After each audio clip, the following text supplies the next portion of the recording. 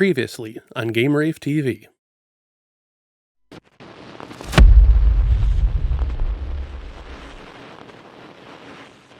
And today's discussion focuses on their earlier Longbox home conversion, Starblade Alpha.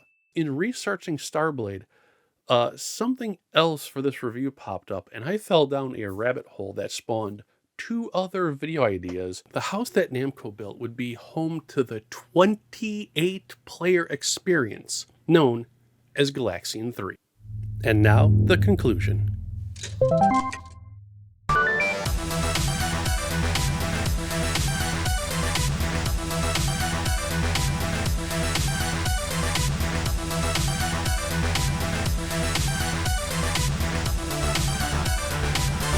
Hey, welcome back to the library. I'm Jason Dvorak, and you are living in a future devoid of one of the greatest hype materials ever made, the arcade room.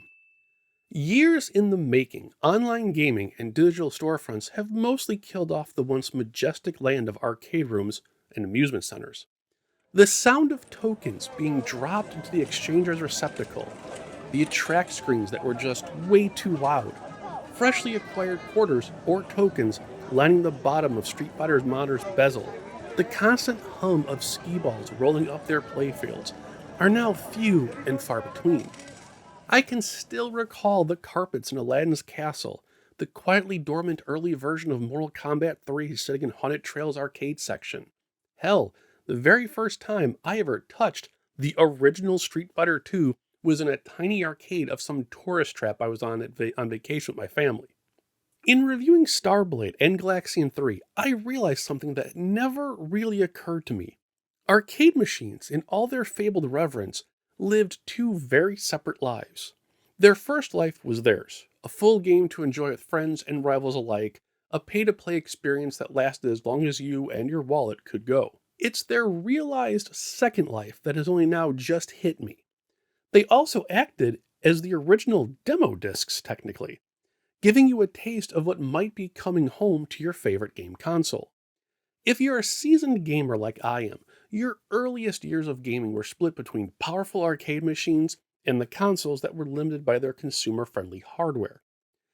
Desperate fans would need to decide where they wanted to play once a beloved arcade title was announced for gaming consoles at home. One of the biggest decisions was what you were willing to give up. In 8-bit and 16-bit days, the biggest hurdle was the cost of ROM chips. There was only so much memory a company could offer before the cartridge became a $100 or more monstrosity.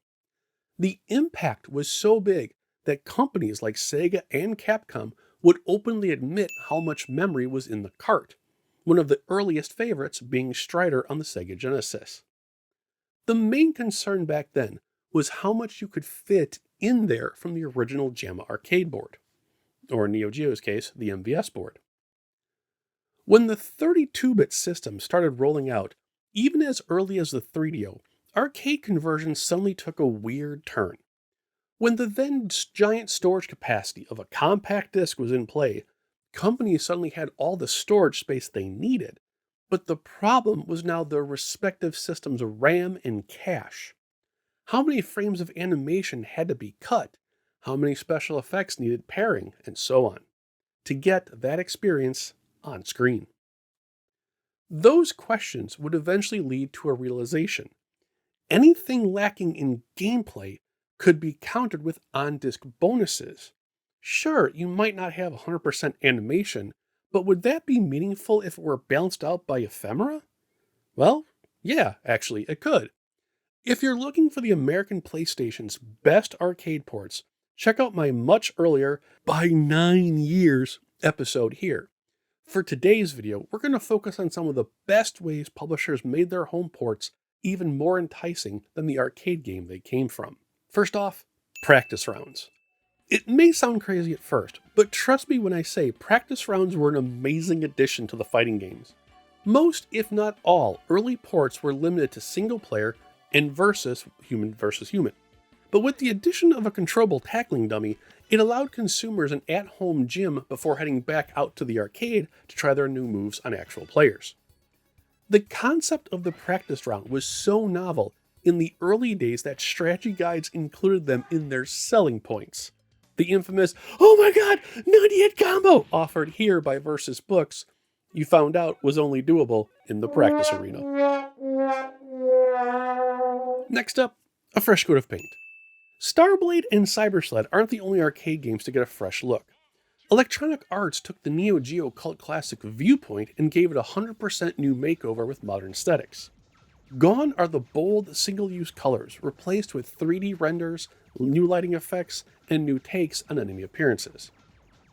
This trick wasn't limited to full-game conversions either. Namco had a contest in Japan where fans could design custom outfits for Soul Blade's roster, and the winners appeared in the home versions. In America, you press circle to choose those outfits. There were also the user editing tools, like those from Darkstalkers 3. Here, the player could manipulate and edit the character color palettes and save them, like turning Sasquatch into My Boy Blanca, or hopping over to Capcom vs. NK to turn M. Bison into World Heroes Bracken. Compilations. Admittedly, you're going to see a lot of Capcom and Namco stuff on here because they always went crazy with their home ports. But they aren't the only two who gave us as much as they could. Compilations were a fantastic way to bring a platter full of arcade games home at once. Here in America, we got to see Konami collections, the obvious Namco and Atari sets, but Japan went even further. As I showed back in our first Japanese-themed episode, Capcom released the Generations line, bringing series like 1940, Street Fighter, Commando, and more home on genre-specific platters. The truly hardcore quarter junkies could even uncover more games hidden on the discs. In the Japanese version of Namco Museum 2, the very retro Bomb B can be unlocked. Even Volume 4 hides Assault Plus with a little help from a programmer's cheat in Room X. Completely new takes. There's something to be said for giving gamers an actual different view of something they love, and there's no better example of that than Tekken 3 and Builder's Block. Builder's Block, which I gave a rave review of years back, took the original Versus puzzle engine and turned it into a single-player equivalent to Intelligent Cube. You only have so many chances to make so many choices to score the highest point totals. These totals are then rolled into a building scoreboard, where your landscape is shaped based on your score.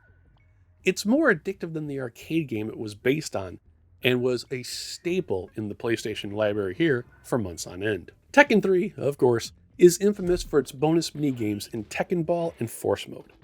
Tekken Ball is a one-on-one mixture of dodgeball and volleyball. Players must attack a giant beach ball across a center line in the hopes that their opponent misses it, and when the ball lands, they take damage. Play continues until someone loses all their health. Force Mode is a great nod to the final fight in Streets of Rage fans. Your character of choice runs left to right, knocking out bad guys as they go, working their way up the ranks. Oddly enough, running through this will unlock Dr. B himself to use in the normal game. As a funny historical aside, the voiceover for the minigame's chicken power-up became a running joke in Die Hard Game Fan magazines for a few issues, where chicken referred to how many extra goodies could be found in a said game. One of the best additions was the Evolution disc from Rival Schools, but I covered that in the other video. Again, 9 years ago. Working with what you have. The Capcom Versus series. Console limitations can hinder a development team to the point of depression, or they can inspire them to think differently. The former brings up memories of Samurai Shodown 3, whose PlayStation outing was eye-watering to say the least, and not in a good way. Capcom knew they were in trouble with later releases on the system's aging and very limited RAM, so their solution was simple. Whatever was lost in translation could be made up by exclusive gameplay elements. One of my favorites was the poor Street Fighter vs. X-Men port. Yes, it's missing a hilarious amount of animation frames, and you have to unlock Tag Team, which also requires both players to use the same two characters. But here in the EX edition, the biggest addition was the ability to chain your super moves together, with nothing between them. It was amazing to witness the first time you saw the cancellation happen, and it made for a fantastic back and forth between you and your human rival, who can string together the craziest set of super moves. Mortal Kombat Trilogy can be included here as well. Rather than have all three separate games as their own, which would have been great, Midway merged all three into one big giant party. Sure, the load times were long and a lot of the content was missing for various reasons, but you could have MK2 Kano beat up MK3 Kano. It was brilliant. Buggy as all hell, but brilliant. Unlockables. Easily the best and easiest thing to add to an arcade port, and a bitter pill to swallow when looking back at what the industry took from us. Allowing players to unlock and earn in-game rewards, be it new modes, new costumes, extra stages or characters, even just new music was always a fun time. It provided extra hours of entertainment and allowed friends to play in tandem for the common good rather than against each other all the time. Bloody Roar has a fantastic array of unlockables to earn, including removing the walls from the arenas. Capcom vs. SNK allowed you to choose colors and alter ego characters. Versus gave way to controlling the boss of each of the games. I could literally go on for hours with other examples, but if you really don't believe how important unlockable content was to us decades ago, ask any 35 to 50-year-old who played fighting games all the time what either of these codes meant. And prepare for a story time. Are you still playing modern fighting games? Do you chase all the DLC?